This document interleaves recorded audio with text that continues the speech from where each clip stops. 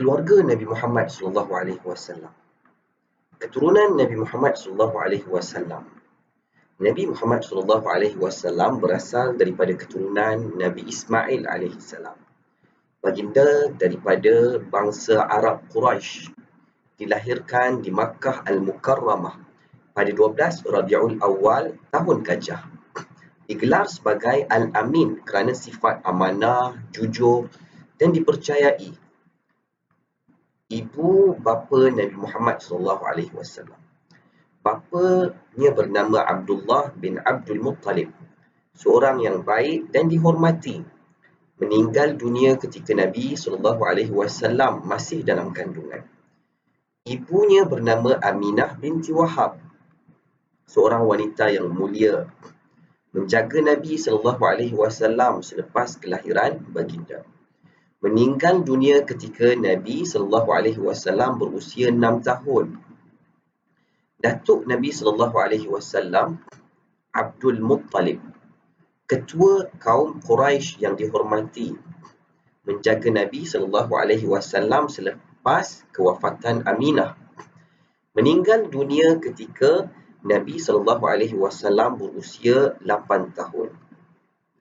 Bapa saudara Nabi SAW, Abu Talib, menjaga dan melindungi Nabi SAW selepas kematian Abdul Muttalib.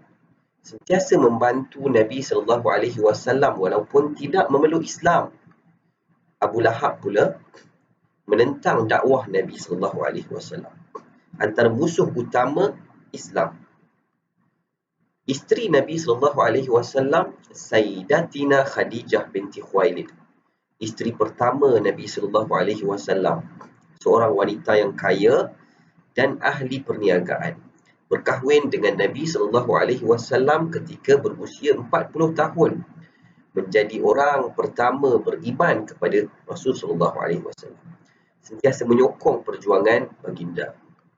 Sayyidatina Maryam Al-Qibtiyah, isteri Nabi SAW, melahirkan putra Nabi SAW bernama Ibrahim. Anak Nabi SAW, anak lelaki Qasim, Abdullah, Ibrahim. Anak perempuan Zainab, Ruqayyah, Ummu Kalthum, Fatimah.